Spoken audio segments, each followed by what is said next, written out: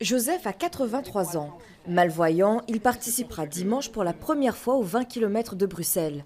Une manière pour lui de prouver que la course n'a pas d'âge. C'est simplement me prouver encore que je sais bouger, que ma locomotion est bonne. Mais je ne suis pas un homme rapide. Je veux dire que je ne vais pas faire, par exemple, 5 km en 35 minutes, par exemple. Alors pour être prêt le jour J, Joseph s'entraîne 2 fois par semaine. Un défi qu'il ne relève pas seul. À ses côtés, Chantal, son accompagnante. Reliés l'un à l'autre pendant la course, elle lui décrit le parcours, les obstacles et tout ce qui se passe autour d'eux, mètre après mètre. Je suis à côté de lui et je lui dis, voilà, ici il y a un obstacle, fais attention, il va vers la cécité, ça c'est sûr.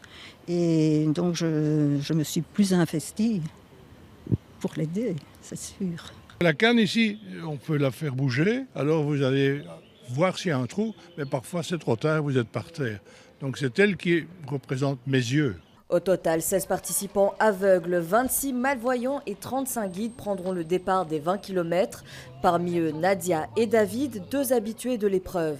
Pour eux, l'objectif est clair, encourager les personnes malvoyantes à se dépasser et à prendre confiance. Le but, c'est que des gens puissent avoir du bien-être. Donc, en marchant, ils reprennent confiance en eux. Ils rencontrent des gens, ils sont moins seuls et ils se rendent compte de choses qu'ils peuvent faire. C'est une façon toujours pour nous de se dépasser, de montrer, de soutenir une cause et d'être aussi un peu fiers de nous, quoi, en gros. Voilà. Cette année, 585 coureurs de la Ligue Braille seront au rendez-vous le 31 mai prochain.